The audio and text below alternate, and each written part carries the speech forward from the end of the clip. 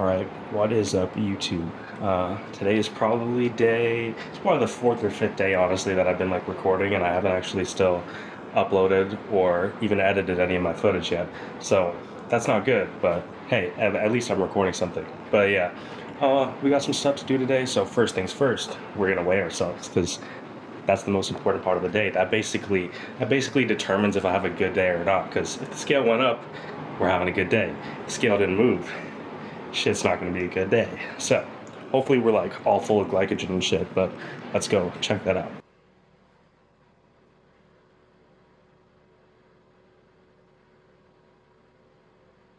Alrighty, we are 171. Let's go. That's good news. Alright, so as you just saw, basically weighing in right now like 171. That's actually like I think 2 or 3 pounds higher than what I weighed in yesterday. And just so you know, that absolutely does not mean I like gained 2 pounds of muscle tissue like overnight, or even gained 2 pounds of fat. I think realistically what happened is, like, for basically the past week, I think I've been kind of pretty flat. Like, my appetite just like wasn't the best. Probably wasn't getting as many carbs and calories as I needed, so I probably got a little bit flatter. And last night I basically had like I think it was like a family size like bag of like tortellini, which is like 1,600 calories, bunch of fat, bunch of carbs, like good like 60 grams of protein or whatever. And that was like before I went to sleep, probably like 10 or 11 hours ago. So that probably like filled me back out and stuff like that. So yeah, being heavier is good, but like mostly that number means for me that I'm probably like pretty full, like muscles are probably firing well, and should have a good day in the gym today, which after we go eat, do some stuff, we're gonna go do that. So we'll see how that goes.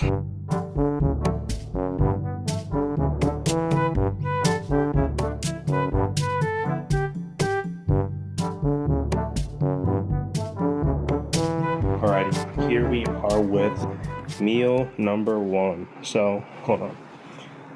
Nothing too complicated. You guys might have already seen basically this before if I actually decide to upload my videos that I recorded earlier. But pretty simple. I've basically just been having some variation of this for almost the entire year. So like right here we got a big bowl of fruit, get a bunch of like micronutrients in and stuff like that. And we got 2 pieces of toast with some butter and then some fried eggs on there.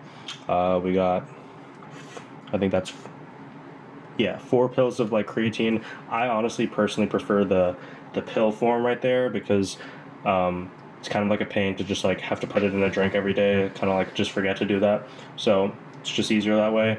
And then got some pink salmon just to like up the protein count overall, because 4 eggs like isn't that much. But yeah, that's pretty much meal number 1.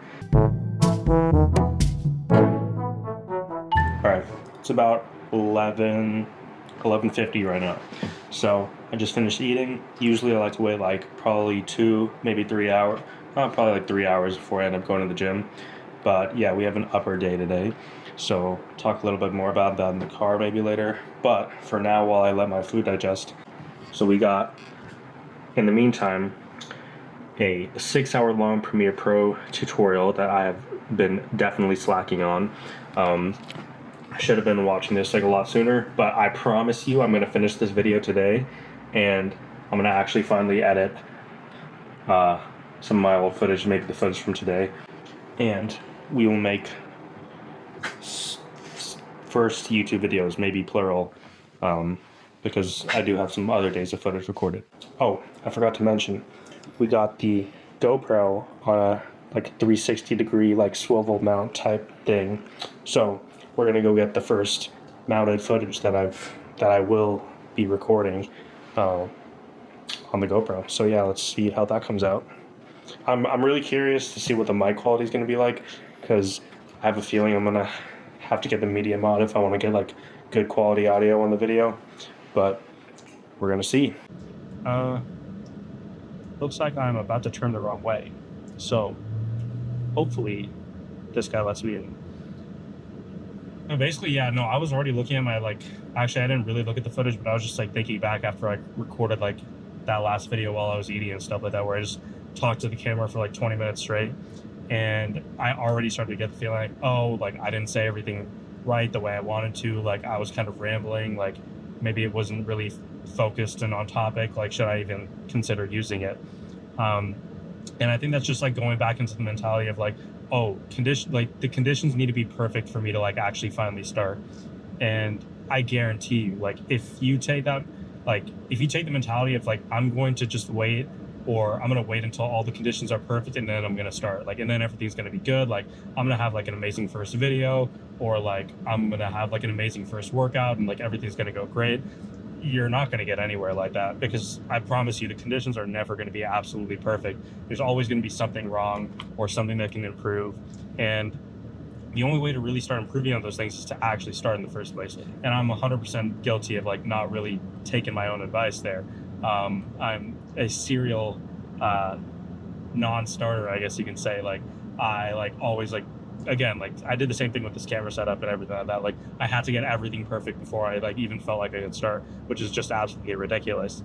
Um, but basically, yeah, like the important thing is really just like starting, whether it's like fitness or whether it's like starting to study for something or like going after a certain goal. Like, the earlier you start, the sooner you can start failing, the sooner you can start working towards success. Because the amount of times that somebody just like starts something up and immediately becomes like a success overnight it's basically just not possible. Like, that's not realistic. So you got to kind of shift your mentality towards like, okay, I'm going to start. I know it's not going to be perfect. Like, for example, the first video that I put out, it's probably not going to be perfect. It might not even be good, but it's at least a starting point that I have to like then say, okay, I started now. Like, now I can like go back and look and see what did I do wrong. Like, what can I fix?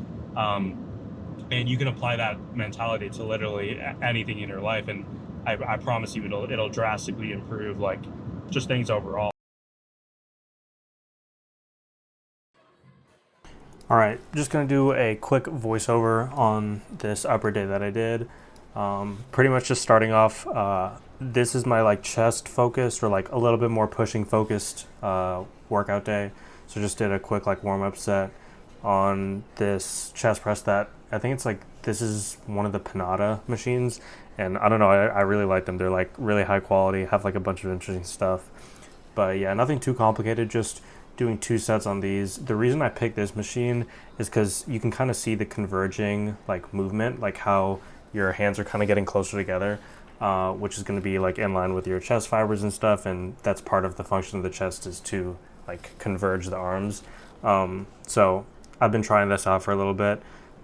This is going to be the last set that I do.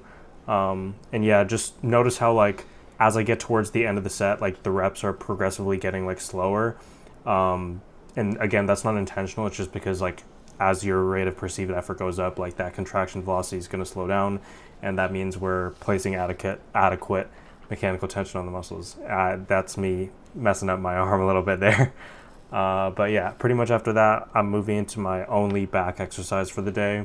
So this is going to be like kind of an upper back row. I'm trying to focus on keeping my elbows at around like a 90-degree line of pull. Maybe not exactly 90 degrees, but essentially, actually, to be honest, my elbows were like a little bit low. That's closer to 45 degrees. So when you're a little bit closer to 45 degrees, you're going to have more rear delt activation based on your elbow position in relation to your torso. When you're doing pulling movements, that's kind of going to determine what gets biased. But usually, the reason I only need one back exercise on this day is because this row is going to hit pretty much everything in my back. It's obviously going to target certain things a little bit better, but it is good overall for just getting that back development up. So this is going to be my top set. And again, I do try to like get like a decent stretch just because it kind of feels good, not necessarily because it's like the most optimal thing or whatever. But yeah, that was me going to pretty much failure on that one.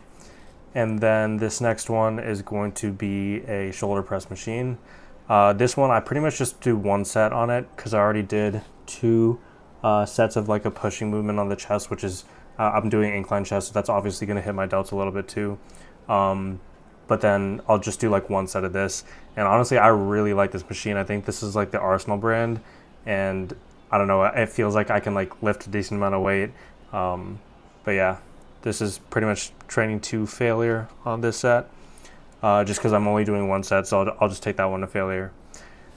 Then we're going to move into some, pretty much like those are all my like main big lifts, and then after that I'll do like the accessories like for my arms and stuff. So just want to hit a preacher bicep curl. And again, the reason that I'm doing like a preacher curl versus something like a dumbbell or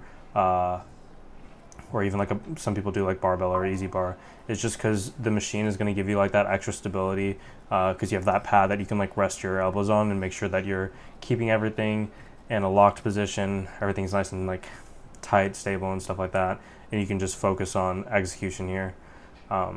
So yeah, nothing too complicated. Again, reps slowing down towards the end. That's going to indicate that we are activating all the fibers and placing tension on them, you know, that good stuff. So that's pretty much it for this one. And then I think the next thing I move into is triceps. So between triceps, for one upper day, I'll usually do something like a JM press, which is what I do in this video.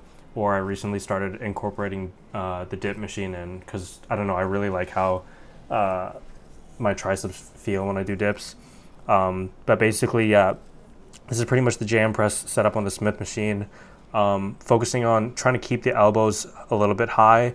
Obviously, they're going to come down a little bit just because that's natural, but the difference between a JM press and a close grip bench press is, on a close grip bench press, your elbows would come down pretty much all the way, and then that's going to involve like more of your chest if you do it. Whereas with the JM press, when you keep the elbows high and just focus on basically just like extending the elbow joint with the triceps, you're going to get some good activation there. So yeah. Next one is going to be the lateral raises to hit the side delts. And I've really been liking this machine a lot. I feel like I have some people, like some of my friends, say that they don't really like the machine and it doesn't feel good. But for me, I think this makes me feel it like in my delts the most, and I feel like I can progressively overload it the best. Whereas with dumbbells, it's kind of like up in the air. I feel like it's really hard to make your form like consistent across all the times that you're doing it with dumbbells.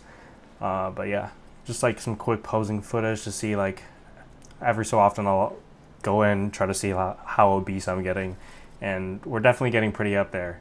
I like, the worst part about bulking is like when your face just like gets like super bloated and fat, and like you lose the abs and stuff like that, and then just poses don't look good and there's just not much definition, but you do look a lot bigger, so I guess that's like one benefit. But yeah, just nothing too serious. The lighting in this like gym's posing room is like really good. Like it makes me look not as fat as I am, when in reality I'm pretty damn fat. So yeah, just going through the motions and stuff, checking things out, you know, nothing too crazy. But yeah, I think I kind of just finish up posing here, and then I go and do some cardio.